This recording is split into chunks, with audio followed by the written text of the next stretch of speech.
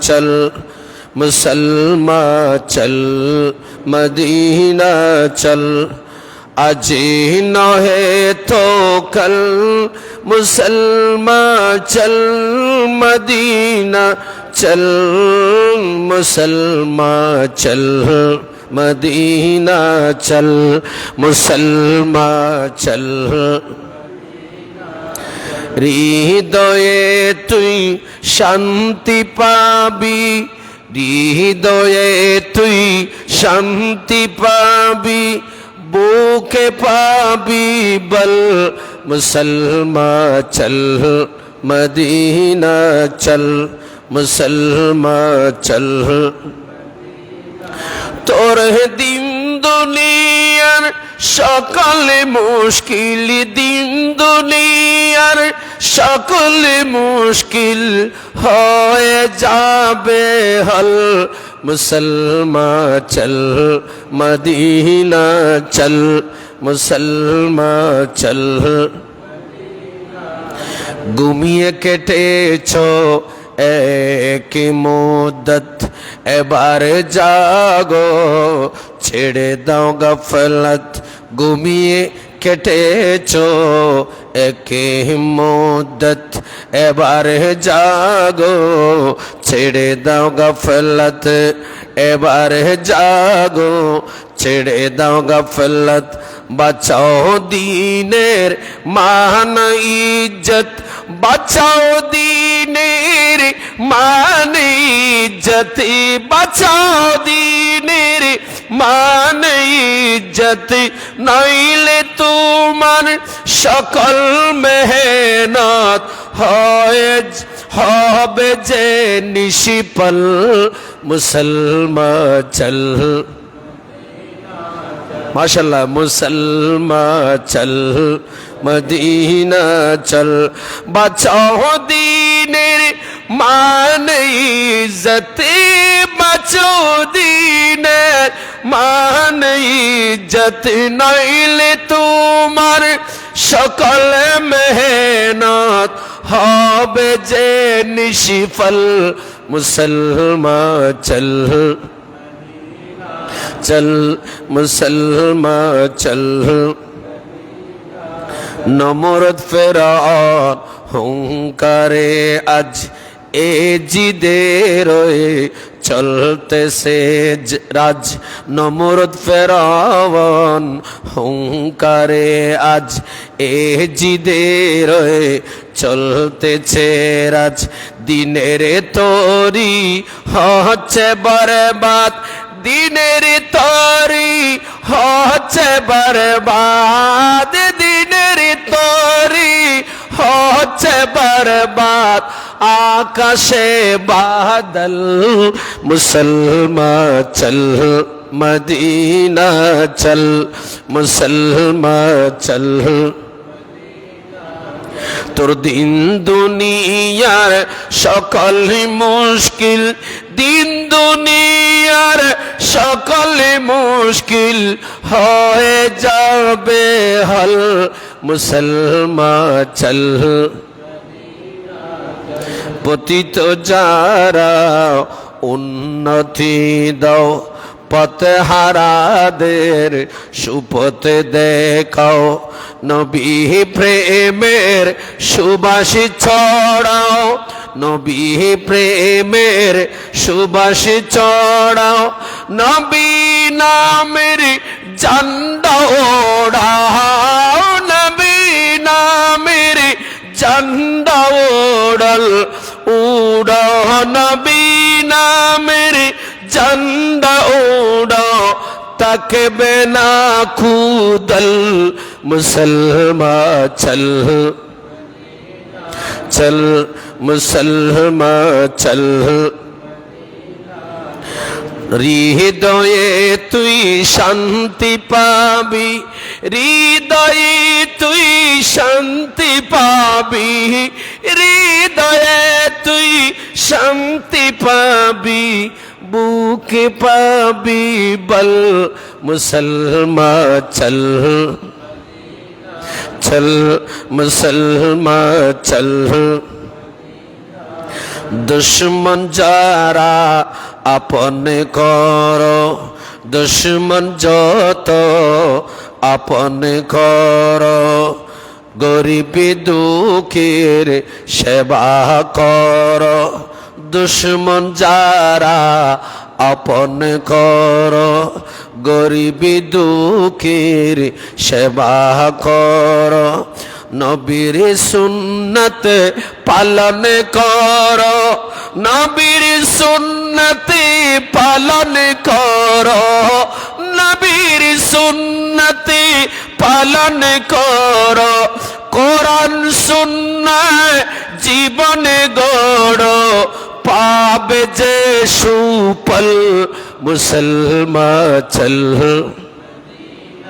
চল, মুসলমান চল, মদিনা চল।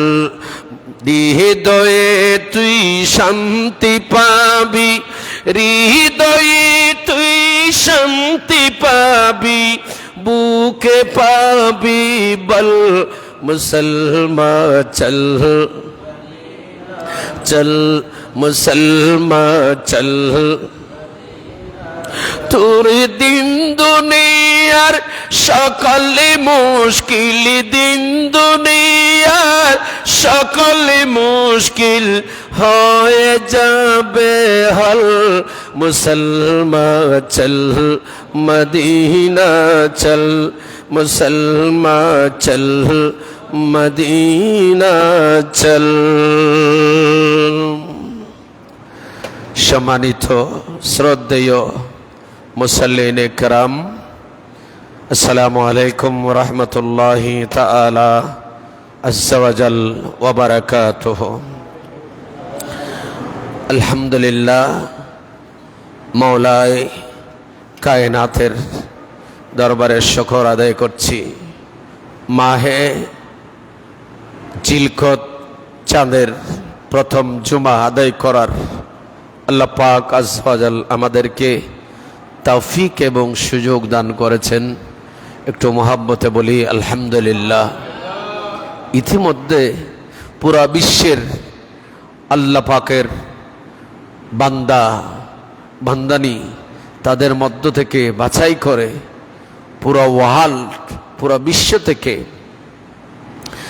এই বছর যারা সবচাইতে ভাগ্যবান, যাদেরকে আমার আল্লাহ পাক আজ্জা ওয়া জাল কবুল করে আল্লাহর ঘরের মেহমান হিসেবে, রসুল পাকের কদমে মেহমান হিসেবে কবুল করেছে, যখন ওরা বিশ্বের বিভিন্ন প্রান্ত থেকে, বিভিন্ন দেশ থেকে যখন ওরা নবী পাকের কদমে, আল্লাহ পাকের কুদরতের কদমে সিজদা দেওয়ার জন্য আরফা, মিনা, মুজদালিফা এগুলাকে পরিদর্শন, ওখানে গিয়ে চোখের পানি পেলে নিজের গুনাহ মাফ করার জন্য যখন রওনা হচ্ছে পৃথিবীর দেশ এবং দেশান্তর থেকে, ওই সময় আমরা গুনাহগার, পাপিষ্ট, পাপী তাপী কিছু আল্লাহর বান্দারা বাংলাদেশের জমিনে চট্টগ্রামে আল্লাহর ঘর মসজিদে গরিব নওয়াজে এসে একাত্তা এজমা হয়ে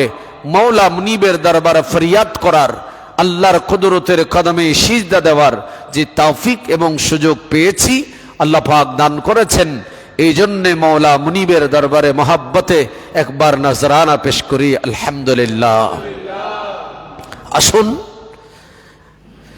আজকের আপনাদের খেদমতে আমার বিষয়বস্তু হচ্ছে হজ্জে বাইতুল্লাহ, আল্লাহর ঘরের হজ করার।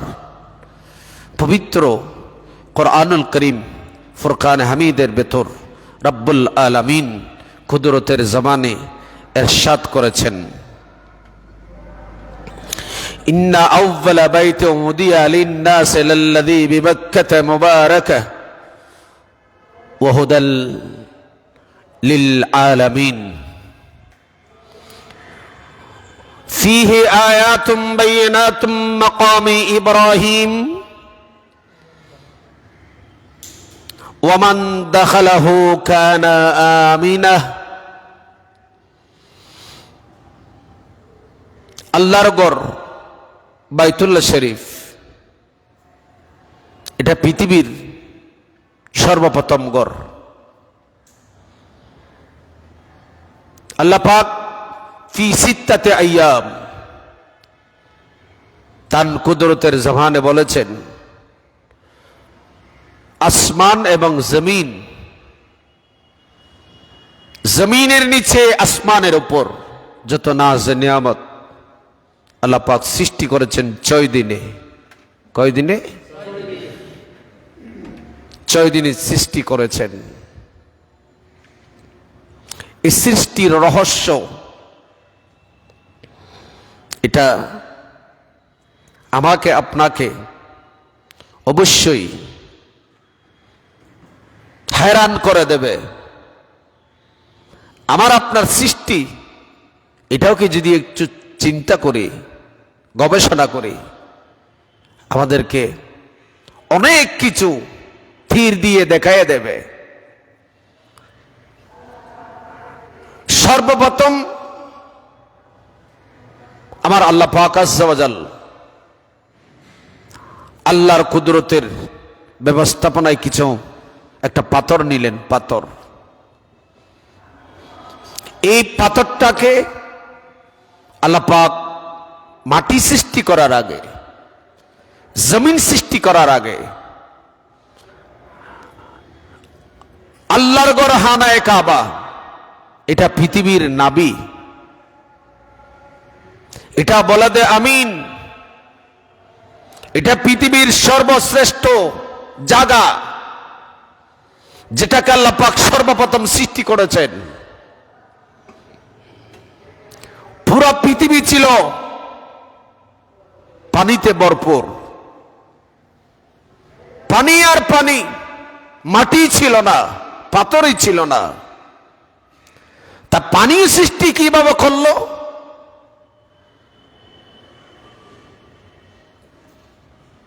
সৃষ্টির রহস্য বড় চমৎকার। হাদিসে পাকে আসছে, আল্লাহর কুদরত, আমার আল্লাহ ছোট্ট একটা পাথর, এই পাথরটাকে ঘেমে ঘেমে পানি পড়তে লাগলো। সেই পানি পড়তে পড়তে, পানি যে জায়গায় পড়ে, দীর্ঘক্ষণ পানি যখন পড়ে, আপনি যখন দেখবেন যে জায়গায় পড়ে, যেখানে পড়ে, পানির সাথে যদি পানি ঘর্ষণ হয়, সেখানে কিছু জাওয়াবাত বা ফস্কার মতো পানিতে ফস্কা পড়ে যায়। পানি পানি ঘর্ষণ হলে, ফস্কা পড়লে ওখানে কিছু কাদা বা ময়লা আবর্জনা জমে যায়। এইরকম কাদা হয়ে, কাদা থেকে কাদা পানি পড়তে পড়তে পানির ঘর্ষণে ফস্কা জওয়াবাত থেকে কাদা হলো, কাদা থেকে ধীরে ধীরে পৃথিবীর এই যে জমিন সৃষ্টি হওয়া শুরু হলো। পানি, পানির ঘর্ষণ।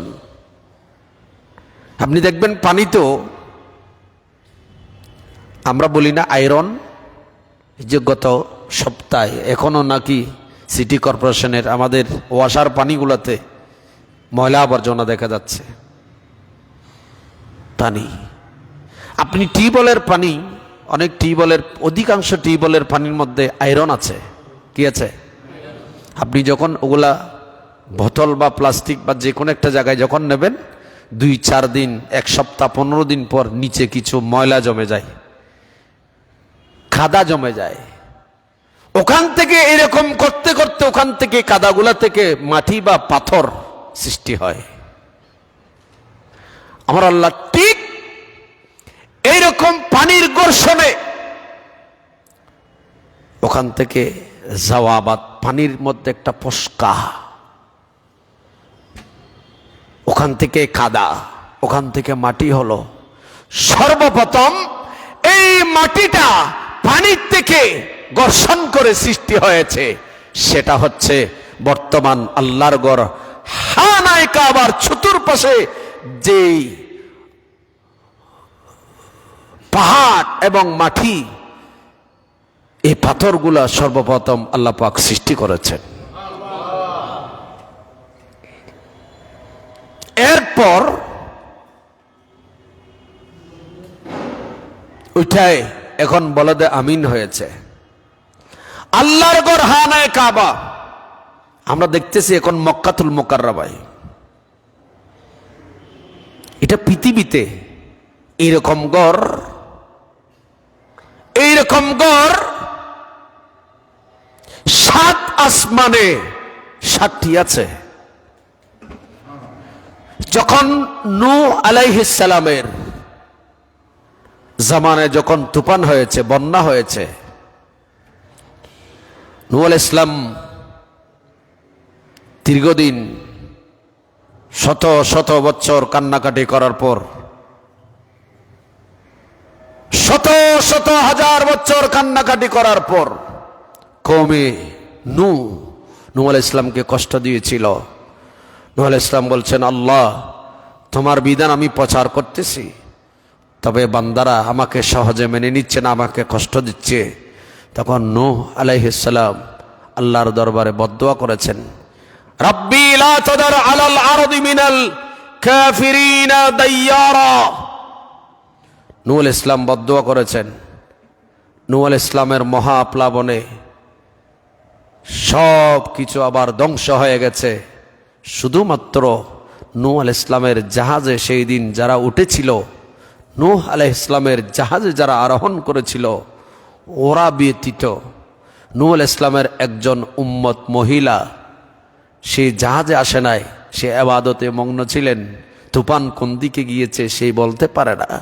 নূহ আলাইহিস সালামের উম্মত ব্যতীত এবং জাহাজে যারা উঠেছে বিশেষ করে তারা ব্যতীত আর কেহই বেঁচে ছিলেন না। সবগুলা ধ্বংস হয়ে গেছে, মরে গিয়েছে। এই জন্য আদম আলাইহিস সালাম আমাদের সবার আদি পিতা, সানিয়ে আদম বলা হয় নূহ আলাইহিস সালামকে। যেই দিন নূহ আলাইহিস সালামের মহাপ্লাবন পৃথিবীতে আল্লাহ পাক ঘটেছিল, নূহ আলাইহিস সালামের প্লাবনের সময় আল্লাহর ঘর খানায়ে কাবা বর্তমান যে জায়গায় ছিল, তখন আমার আল্লাহ পাক ডাক দিলেন আল্লাহর ঘর খানায়ে কাবাকে। তখন এই জায়গা থেকে আমার আল্লাহ, আমার মাওলা কায়নাত, এই কাবাতুল্লাহকে, আল্লাহর ঘরকে আমার আল্লাহ উপরে উঠে নিয়েছিলেন, বাইতুল মামুরে উঠে নিয়েছিলেন। আল্লাহর ঘর উপরে, আল্লাহর ঘরের তাওয়াফ। এই জন্য আল্লাহর ঘর খানায়ে কাবা যেভাবে এখন পৃথিবীর জমিনে মক্কাতুল মুকাররমায় আছে, ঠিক সেরকম বরাবর 7 আসমানে 7টি ঘর আল্লাহর ঘর খানায়ে কাবা, বাইতুল মামুর থেকে জমিন পর্যন্ত 7 জায়গায় 7টি ঘর পৃথিবীতে মানুষ তাওয়াফ করে। উপরে যেগুলো আছে ফেরেশতারা তাওয়াফ করে। চিৎকার দিয়ে বলুন না সুবহানাল্লাহ। সেই ঘর আল্লাহর ঘর খানায়ে কাবা, আল্লাহ পাক আযজা ওয়া জালের ঘর। এই ঘরখানার তাৎপর্য যে এত বেশি, পৃথিবীর কোন ঘরের সাথে এই ঘরের সাথে কোনো তুলনা হয় না। এই ঘরকে ভেঙে দেওয়ার জন্য আব্রাহা বাদশাহ এসেছিল। আমার রাসূল তখন মা আমেনা রাদিয়াল্লাহু তাআলা আনহার পেট মুবারক রেহেমে পাকের ভেতরে ছিল, রেহেমে ছিল। আমার নবীর আব্বাজান ইন্তেকাল করেছে, তখন আমার নবী মা আমেনা রাদিয়াল্লাহু তাআলা আনহার রেহেমে পাকের ভেতর ছিল। যখন আব্রাহা বাদশাহ আসছিল হাতি নিয়ে, হস্তি বাহিনী নিয়ে, তখন আল্লাহর ঘর খানায়ে কাবার মুতওয়াল্লি ছিলেন আমার রাসূলের দাদাজান খাজা আব্দুল মুত্তালিব রাহমাতুল্লাহ আলাইহি। আব্রাহা বাদশাহ খাজা আব্দুল মুত্তালিবের অনেকগুলো ওট আব্রাহা বাদশাহ দখল করে ফেলেছিল, নিয়ে ফেলেছিল জুলুম করে। এবং সর্বশেষ আল্লাহর ঘর খানায়ে কাবা ভেঙে দেওয়ার জন্য আব্রাহা বাদশাহ হস্তি বাহিনী নিয়ে আসলো। এটা আসার পেছনে, ভেঙে দেওয়ার পেছনে কারণও আছে। কারণ আব্রাহা বাদশাহ বর্তমান যুগে এখন কিছু কিছু দেখা যায় বিভিন্ন জায়গায়, এখন নাকি যারা ইহুদি নাসারা আছে ওরা এখন আল্লাহর ঘর হানায় কাবার মতো নাকি এখন কিছু এরকম ঘর নির্মাণ করতেছে। জোরে বলেন না নাউজুবিল্লাহ। আমাদের হানায় কাবার মতো কিছু ঘর নাকি ওরা নির্মাণ করার জন্য যাচ্ছে। এখন পৃথিবীতে কত ষড়যন্ত্র। আব্রাহা বাদশাহ এই ঘর ভেঙে দেওয়ার আগে সেই একটা এরকম আল্লাহর ঘরের মতো একটা ঘর বেঁধেছিল। এখন সেই ঘর কোথায়? এরকম একটা ইবাদতগাহ বেঁধেছিল আব্রাহা বাদশাহ। তখন সেইখানে কিছু দুষ্কৃতকারী কিছু লোক গিয়ে আব্রাহা বাদশার নির্মিত সেই ঘর ওখানে গিয়ে কিছু দুষ্কৃতকারী ফায়খানা ফাসরাব করে দিছিল। ওখানে সে যেটা বেঁধেছিল সেটাতে। তখন আব্রাহা বাদশাহ সে চিন্তা করেছে নিশ্চয়ই এটা যে কোরাইশবাসীর হবে, যেহেতু তাদের ঘরের মতো একটা ঘর বানাইছি, আমার এখানে ইবাদতগাহ এটা পায়খানা প্রস্রাব করে নষ্ট করে দিল, নিশ্চয়ই আমি এর প্রতিশোধ নেব। সে মনে করেছে তার ঘরের মতো আল্লাহর ঘর হানায় কাবা এটা তার নির্মিত ঘরের মতো ঘর মনে করেছে। তখন সে রাগে বহির্ভূত হয়ে প্রসূত হয়ে সে এখন মক্কাতুল মুকাররমায় আল্লাহর ঘর হানায় কাবা বর্তমান সে ঘরকে ধ্বংস করার জন্য আসছে। বিশাল বিশাল হাতি হস্তি, তার মধ্যে একটা হাতের নাম ছিল মাহমুদ। কি ছিল? মাহমুদ একটা হাতি ছিল। আসতেছে আমার রসুলের দাদাজান খাজা আব্দুল মুত্তালিব রাদিয়াল্লাহু তাআলা, ইনি বর্তমান হানায় কাবার পাশে যেখানে জবলে ওমর বলা হয়, জবলে ওমর, যেগুলোকে এখন অনেক পাথর নাই, অনেক পাহাড় নাই, জবলে আবু কুবাইস পাহাড় অস্তিত্ব এখন বিলীন হওয়ার পথে। সৌদি আরব বাদশারা সেই পাথর সেই পাহাড় ভেঙে এখন কিছু রাখে নাই, কিছু অংশ রাখছে।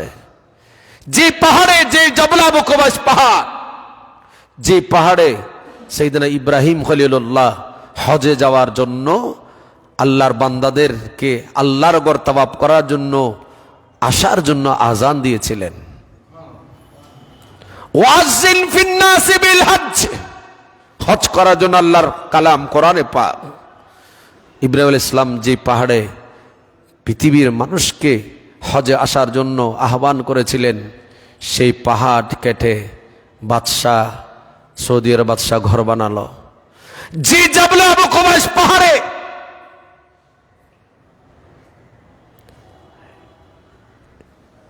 জান্নাতি পাথর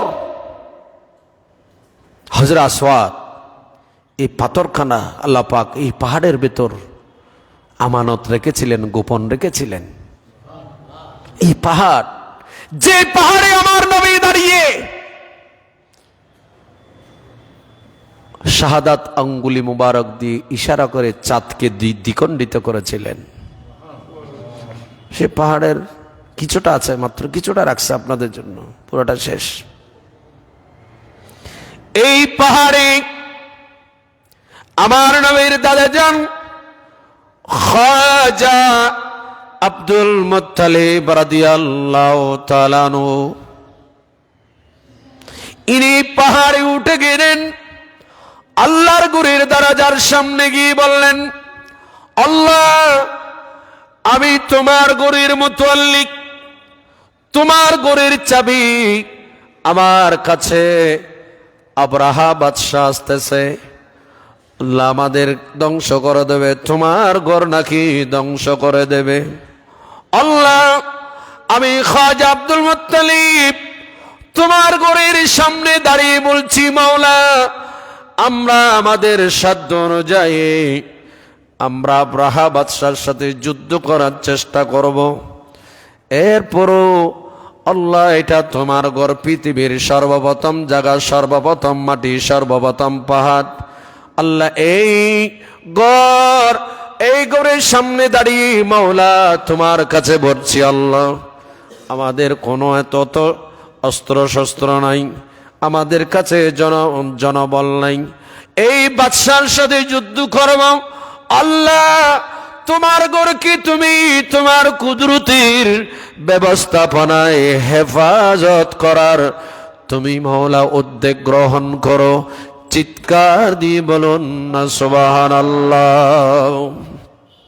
নবীর আব্বা জান খাজা আব্দুল মুত্তালিব রাদিয়াল্লাহু তাআলা, নবীর দাদা জান খাজা আব্দুল মুত্তালিব দাঁড়িয়ে বললেন, আল্লাহ তোমার ঘরের চাবি আমার হাতে, আল্লাহ তুমি হেফাজত করো তোমার ঘরকে। দোয়া করে আব্রাহা বাদশাহ হস্তি বাহিনী নিয়ে আসতেছে, ইনি আমার নবীর আম্মা জান মা আমেনা রাদিয়াল্লাহু তাআলা আনহাকে নিয়ে পাহাড়ের উপরে উঠে গেলেন। সুবহানাল্লাহ। পাহাড় থেকে আল্লাহর ঘর দেখা যায়, আল্লাহর ঘর হানায়ে কাবা চারটি পাহাড়ের মাঝখানে। সুবহানাল্লাহ। কয়টা পাহাড়? একদিকে সাফা পাহাড়, অপরদিকে মারওয়া পাহাড়, একদিকে জাবল আবু কুবাইস পাহাড়, অপরদিকে জবলে ওমর। একটু জোরে কর না সুবহানাল্লাহ। অনেক পাহাড়, চারটি পাহাড়ের চতুর্দিকে পাহাড়। আল্লাহর নবী এখনো পৃথিবীতে আসেন না, আমাদের নবী খাজা আব্দুল মুত্তালিব বলেন, আল্লাহ তোমার ঘর তোমাকে গছিয়ে দিলাম। আব্রাহা বাদশাহ কি করবে জানি না, আল্লাহ তোমার কুদরতের সাহায্য মদদ চাই। এই বলে আমার নবীর আম্মাজানকে নিয়ে পাহাড়ে উঠে গেলেন। আব্রাহা বাদশাহ আসতেছে, দেখা গেল আমার নবীর দাদা যান আমার নবীর আম্মাজান সব পরিবার নিয়ে যখন পাহাড়ে উঠে আল্লাহর ঘরের দিকে যখন এই কথা বললেন, আল্লাহ তোমার ঘর তুমি হেফাজত করো, এই কথা বলতে দেরি দেখা গেল তাফসীরের কিতাবের মধ্যে আসছে, হঠাৎ করে দেখা যায় আল্লাহর ঘর হানায়ে কাবার ভেতর থেকে একটা রোশনি আলো আসছে। এই আলোটা এসে মা আমেনা রাদিয়াল্লাহু তাআলা আনহাকে চতুর্দিকে ঘিরে নিল। তখন আমার নবীর দাদা জান খাজা আব্দুল মুত্তালিব বুঝতে পেরেছে নিশ্চয়ই আল্লাহর ঘরকে হেফাজত করবে। আল্লাহর ঘরের চতুর্পাশে যে আলো দেখা গেছে, মা আমেনা রাদিয়াল্লাহু তাআলা আনহাকে যে আলো ঘিরে রয়েছে, ওই আলোটা পৃথিবীর অন্য কোন আলো নয়, এটা হচ্ছে আমার নবী সরকারে মদিনার নূরে পাক।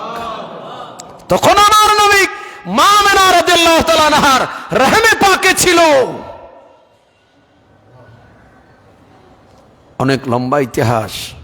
আব্রাহা বাদশাহ হস্তি বাহিনী নিয়ে ধীরে ধীরে আসতেছে, এসে হাতিদেরকে এমন পিটানি দিচ্ছে।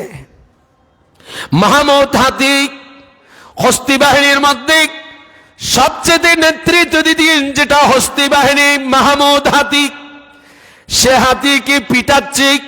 ওই হাতি সামনের দিকে যায় না। ওই হাতিও বুঝতে পেরেছে আমরা আমাদের শক্তি দিয়ে আল্লাহর ঘরকে ভাঙতে পারবো না। হাতি বারবার বসে যায়। আব্রাহা বাদশাহ ওই হাতি হস্তিকে প্রহার করে পিটাই। হাতি বারবার বসে যায়, সামনে যায় না। দেখা গেল আমার আল্লাহ ডাক দিয়ে বলেন, আমার আল্লাহ পাক পাঠিয়ে দিলেন আল্লাহর কুদরতের সৈন্য সেনাবাহিনী হস্তি বাহিনীকে দমন করার জন্য।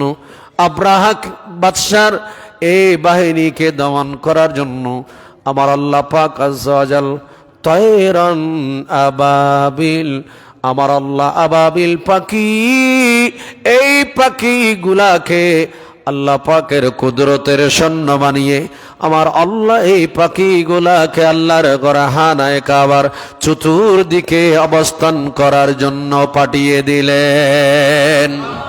আল্লাহু আকবার বলেন না। হস্তি বাহিনী হাতি আসলো। এবার আমার আল্লাহ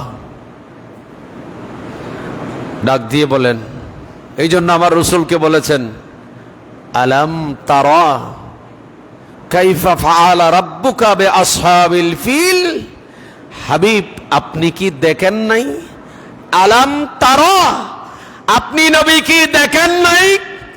কাইফা ফাআলা রাব্বুকা বিআসহাবিল ফিল, আপনার প্রভু আব্রাহা বাদশার হস্তি বাহিনীর সাথে কি আচরণ করেছে, এটা আপনি নবী কি দেখেন নাই? একটু বড় করে সুবহানাল্লাহ কোন। কাকে বলতেছেন? আমার নবীকে। তখন আমার নবী কি পৃথিবীতে আসছিল? কথা বলেন। তখন আমার নবী কোথায়? আম্মা জানের, কথা বলেন, আম্মা জানের পেট মোবারকে।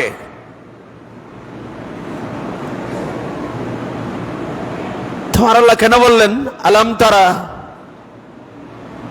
আলাম তারা কাইফা ফাআলা রাব্বুকা, আপনার প্রভু কি আচরণ করেছে হাবিব, সেটা কি আপনি দেখেন নাই?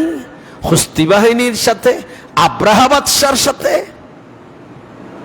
তো তখন তো আমার নবী আসেন নাই, আমার আল্লাহ কথা বললেন।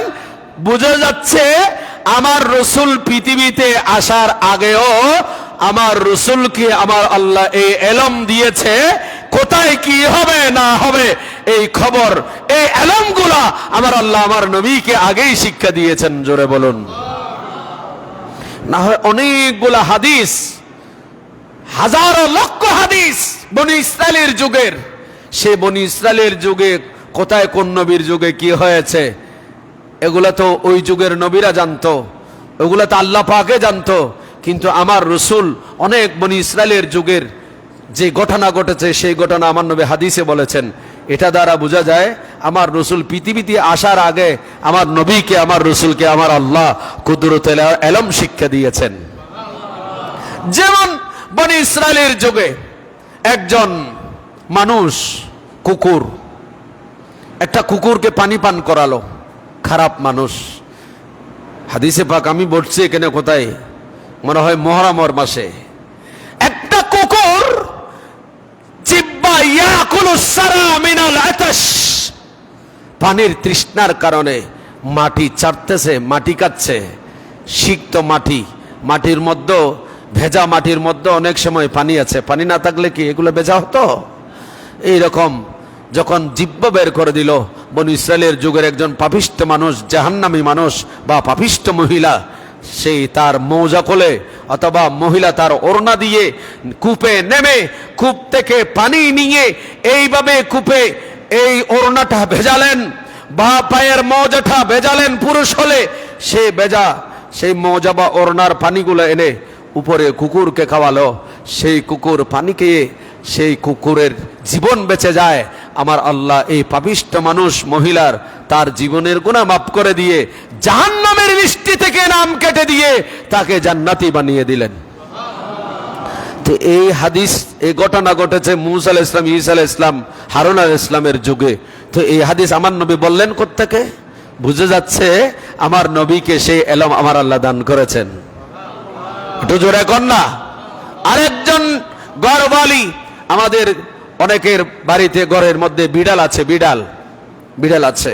তো একজন, তাও বনি ইসরায়েলের যুগে একজন মহিলা, তার ঘরের মধ্যে বিড়াল ছিল, বিড়াল ছানা। সে বিড়াল ছানা একটু দুষ্টামি করত, এই কারণেই বিড়াল ছানাকে সে বেঁধে রেখেছিল। মহিলাটা, ঘরওয়ালিটা, এই বাড়ির মহিলাটা, সে ভালো ছিল, আবাদা ছিল, জান্নাতি ছিল, তার কপালে, তার তকদিরে ছিল জান্নাত। সেই এই কুকুরকে, নিকৃষ্ট সেই কুকুরকে এই মহিলা একেবারে কোনো পানি না দিয়ে, কোনো খাদ্য না দিয়ে এক পিঁজরার মধ্যে এক জায়গায় আবদ্ধ করে সেই বিড়ালটাকে হত্যা করলো। আমার রসুল বলতেছেন এই মহিলা জান্নাতি ছিল, কিন্তু বিড়ালটাকে পানি খাদ্য না দিয়ে হত্যা করার কারণে তার তকদির পরিবর্তন হয়ে আমার আল্লাহ তাকে জান্নাতের লিস্টি থেকে, দফতর থেকে নাম খেটে তাকে জাহান্নামী বানিয়ে দিলেন। তাহলে এগুলো কোথাকার কথা? বনি ইসরায়েলের যুগের কথা। আমার রসুল সাহাবীদেরকে হাদিস দিয়ে বর্ণনা দিয়েছেন। এটা বুখারীর হাদিস, 14 পারায় আছে, 13 পারা লাস্ট, বুখারীর 14 পারার শুরুতে বনি ইসরায়েলের যুগের সমস্ত হাদিসগুলো আপনি বিভিন্নভাবে বিভিন্ন বিষয়গুলো সেখানে পাবেন। তাহলে বোঝা যায় রাসূল করিম সাল্লাল্লাহু তাআলা আলাইহি ওয়াসাল্লামকে আমার আল্লাহ পাক আজ্জা ওয়া জাল যে নবী আসার আগে যা ঘটনা ঘটেছে এগুলো সব শিক্ষা দিয়েছেন কিনা? কথা বলেন। আল্লাহুম্মা সাল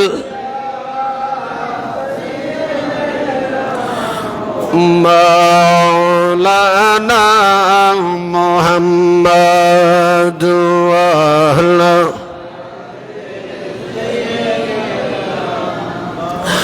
আমি ধন্য গো রাসূল আপনাকে পেয়ে, বলুন আমি ধন্য গো রাসূল,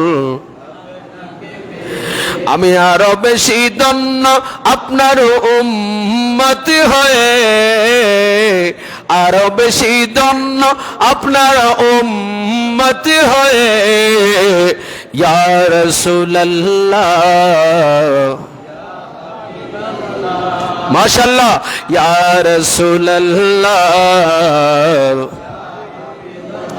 আমি স্বপ্নে আমাকে পেয়েছি আপনারই সাদেকায়, তাই তো আমি আল্লাহর পরে আপনি নবীর গুণ গায়, আপনি নবীর গুণ গায়। সুবহানাল্লাহ কন্যা আর একটু মহব্বতে, আর একটু প্রেম দিয়ে। আমি স্বপ্নে আমাকে পেয়েছি আপনারই সাদেকায়, তাই তো আমি আল্লাহর পরে নবী আপনার গুণ গায়, আপনার গুণ গায়। আমি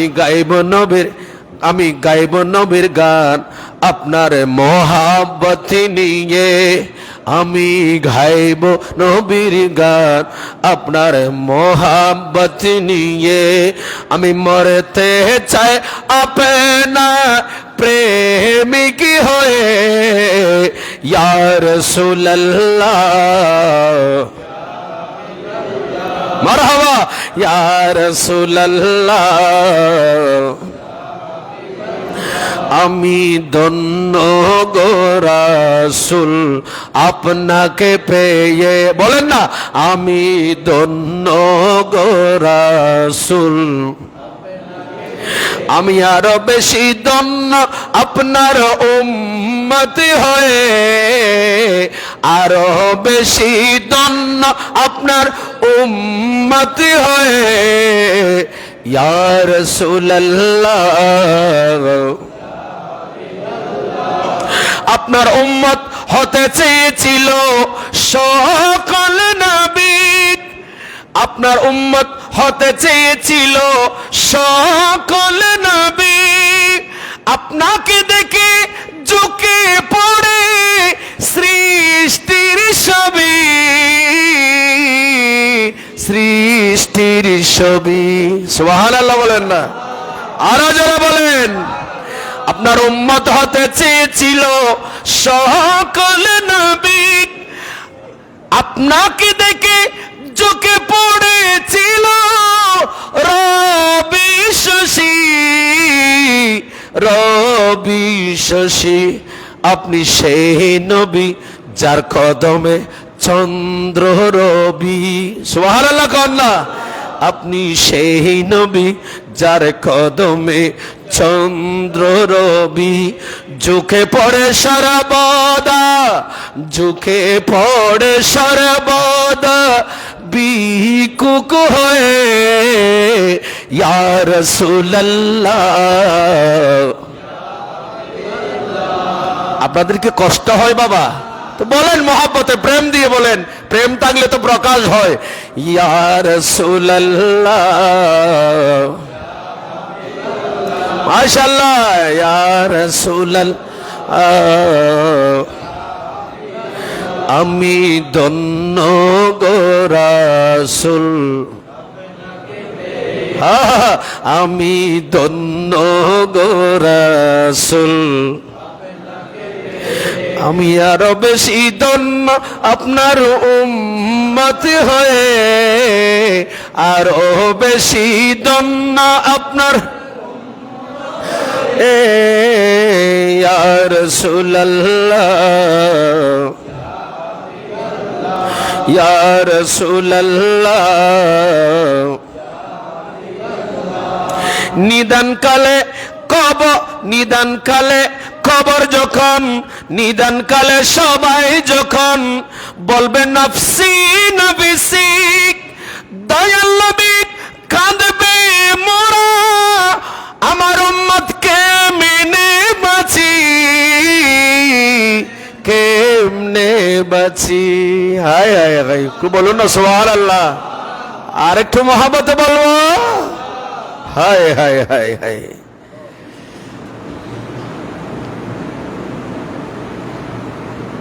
আব্রাহা এইভাবে যদি বলতে যাই অনেক সময়ের দরকার আমি খুব চেষ্টা করি খুব তারা শেষ করব কিন্তু এমন কোন জুমা নেই প্রতি জুমায় আমার আলোচনাটাই কি হয়ে যায় আবার অনেকে রাগ করে আমি স্বাভাবিক আমার মতো তো সবাই আর বেকার না আসুন আল্লাহর ঘর হানায়ে কাবা এটা রক্ষা করেছে কে কথা বলেন মাকামে মাহমুদ নবীকে হাসরের ময়দানে দেবেন আর আব্রাহা বাদশার হাতির নাম একটার নাম মাহমুদ একটু বড় করে সুবহানাল্লাহ কোন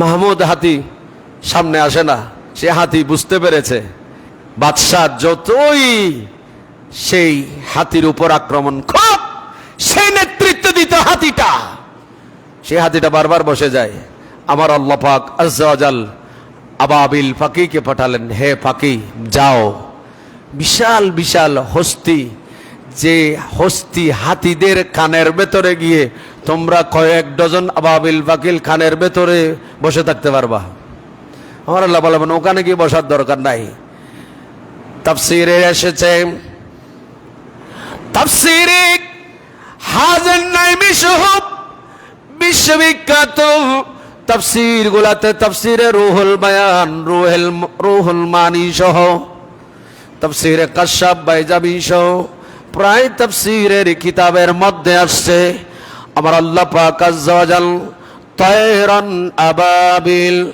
আবাবিল পাখিকে আমার আল্লাহ পাক বলেন নে আবাবিল পাখি তুমি তোমার জবানের মধ্যে পাখিও কত আর পাখির ঠোঁটটাও কত বড় আপনারা জানেন এখনো এই জাতির পাখি এখনো যখন আপনি আল্লাহর ঘরে যাবেন ওখানে যখন আপনি হাঁটতে যাবেন ইবাদত করতে যাবেন আবাবিল পাখি আল্লাহর ঘরের চতুর্পাশে বিচরণ করতে থাকে ওই পাখি যে আবার আল্লাহ পাঠিয়েছিলেন এই হস্তি বাহিনীর বিরুদ্ধে এই পাখি বংশটাই আবাবিল পাখিগুলা এখনো মক্কা শরীফের চতুর্পাশে মক্কাতুল মুকাররমাকে পাহারা দেয়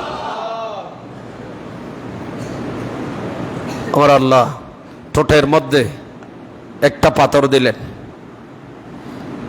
দুই পায়ে আমার আল্লাহ বলেন হে আবাবিল পাখি তোদের দুই পায়ে দুইটা আবার অনেকে বলছেন ফাঁকার মধ্যে দিয়েছে পাথর এক একজনকে তিনটি করে পাথর দিয়েছে পাখিও কত পাথরও কত আমার আল্লাহ বলেন হে হস্তি হে আব্রাহা তোমার হস্তি বাহিনীগুলাকে আমি আল্লাহ ধ্বংস করে দিতে আমার কোন মানুষের দরকার নাই আমার আল্লাহ আবাবিল পাখির সেই পাথরগুলা যখন পাখিগুলা এই পাখিগুলাতে নাকি কোন হস্তির উপর কোন পাথরটা ফেলবে এটাও আমার আল্লাহ লিখে দিয়েছিলেন বেশ কম যেন না হয়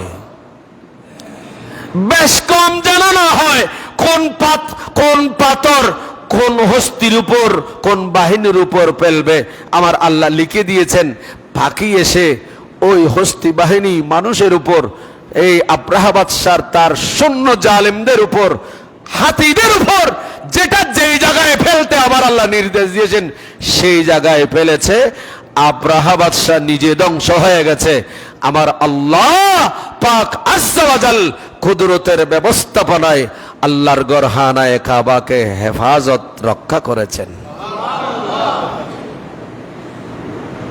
এই জন্য রব্বুল আলামিন আল্লাহ পাক আযজা ওয়া জাল কোরআনে পাকের মধ্যে ইরশাদ করেছেন, ইন্না নাহনু নাযালনা যিকরা ওয়া ইন্না লাহু লাহাফিজুন।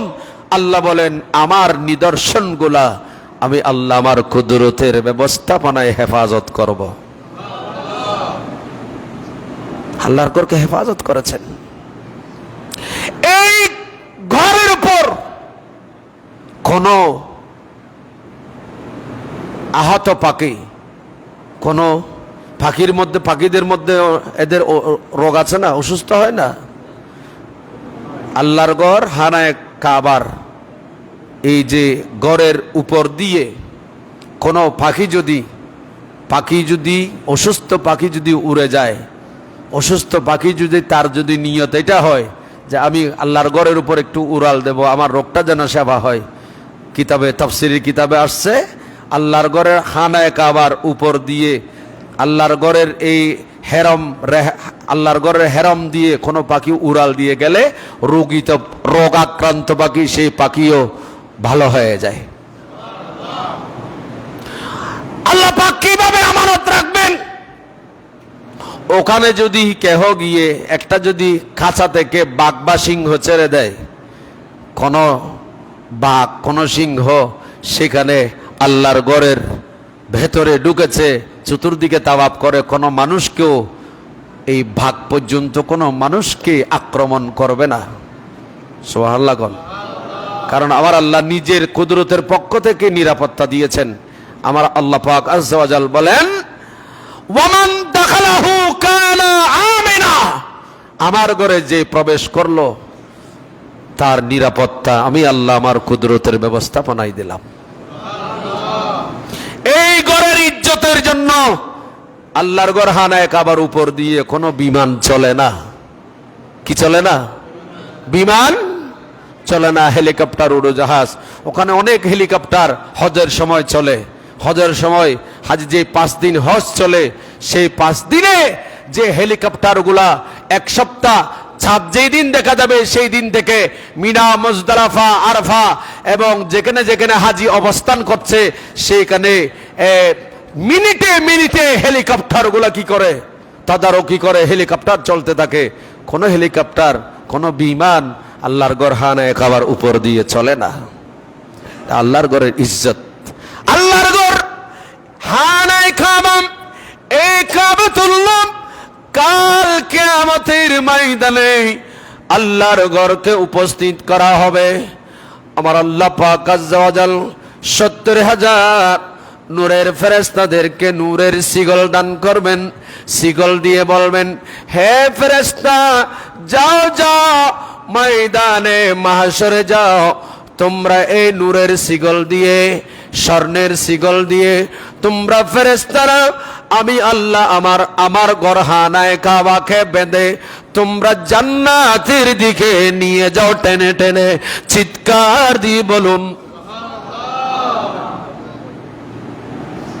সেই ঘর পৃথিবীর প্রথম ঘর, সেই ঘরের দিকে তাওয়াফ জিয়ারত করার জন্য পৃথিবীর মানুষ কত কষ্ট করে, টাকা পয়সা রুজি রোজগার করে, কত পয়সা যে রোজগার করে আল্লাহর ঘরের দিকে যায়।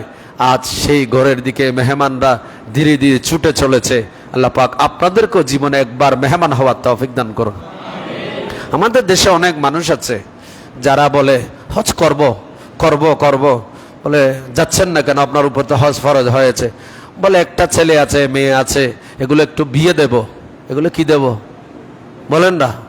এগুলো বিয়ে দেব। অনেকে নিজে নিজে ফতোয়া, এগুলো ফতোয়ায় বুড়ো বুড়ি, ওরা চিন্তা করতেছে ছেলে মেয়ে বিয়ে করা, বিয়ে দেওয়া এটা ফরজ মনে করে। আপনি যদি আপনার ছেলেকে মেয়েকে বিয়ে না করিয়ে কবরে গেলে আপনাকে জবাবদিহি করতে হবে না। আল্লাহ পাক কথা বলবেন, তোমার ছেলেকে বিয়ে না করিয়ে এখানে আসছিস কেন? তোমার মেয়েকে বিয়ে দিস নাই কেন, না দিয়ে এখানে আসছিস কেন? এই জন্য পাকড়াও করা হবে না। কিন্তু হজ যে বাইতুল্লাহ, হজ ফরজ হওয়ার পরও যদি না করে, আল্লাহ না হাস্তা যদি ইন্তেকাল করেন, আপনাকে কবরে জবাবদিহি করতে হবে। কিন্তু আমরা কোনটা ফরজ, আমার উপর কোনটা আগে কোনটা পরে এটা আমরা বুঝি না। হ্যাঁ, আপনার ছেলেকে বিয়ে করা ফরজ হবে কখন? যদি আপনার ছেলে যদি কোথায় যদি কোনো মেয়ের সাথে যদি ব্যভিচারে লিপ্ত হয়, কোন জায়গায় যদি ব্যভিচারে আপনার মেয়ে লিপ্ত হয়, আপনার ছেলে লিপ্ত হয়, তখন তাকে বিয়ে করে দেওয়া ফরজ। বিয়ে ফরজ কখন, সুন্নাহ কখন, মুস্তাহাব কখন, বিয়ে করা আবার হারাম কখন, এগুলো আমাদেরকে জানা দরকার আছে। কথা বলেন, আছে না? কই আমরা তো এগুলো চিন্তা করি না। হজ এটা ফরজ, ফরজ ফরজ হজ কখনো নফল হয় না। হজ যেটা ফরজ সেটা ফরজ। আল্লাহ পাক আমাদের সবাইকে নসিব করুন, জোরে বলুন। আমি হয়তো গতকালকে চলে যাওয়ার কথা ছিল, গতকালকে আমাদের শাহ আমানত হজ কাফেলার 412 জন আল্লাহর মেহমান, ওরা এখন মদিনাতুল মুনাওয়ারায় অবস্থান করছে। হয়তো আমরা এখনো মসজিদে, ওরাও বাসা বাড়ি থেকে এখন ওখানে 3 ঘন্টা ব্যবধান, হয়তো ওখানে 10টা কত 10টা 15 10টা হয়েছে। এখনো অনেকেই জুমার নামাজ আদায় করার জন্য মসজিদে নববী শরীফে চলে গিয়েছে। অনেকে আল্লাহর ঘরে হানায় কাবা মক্কায় যারা গিয়ে মক্কাতুল মুকাররমা ওরা চলে গিয়েছে। আপনিও চেষ্টা করুন, চেষ্টা করলে আপনিও সফল হবেন। আল্লাহর ঘরের মেহমান আল্লাহ পাক আমাদের সবাইকে হওয়ার তৌফিক দান করুন। আগামী জুমায় ইনশাআল্লাহ বলবো যে আল্লাহর ঘরকে ফেরেশতারা ময়দানে মাহশর থেকে স্বর্ণের শিকল দিয়ে টেনে টেনে যে কোথায় নিয়ে যাবে বলছিলাম, জান্নাতে নিয়ে যাবে। সেখান থেকে ইনশাআল্লাহ শুরু করব। আল্লাহ পাক আজ্জা ওয়া জাল্লা আমাদের সবাইকে বুঝার তৌফিক দান করুন। আর একটু মহব্বতে বলি, ওয়া আখিরি দাওয়ানা আলহামদুলিল্লাহি রাব্বিল আলামিন। কাতার পরিপূর্ণ করুন, তারপর সুন্নতের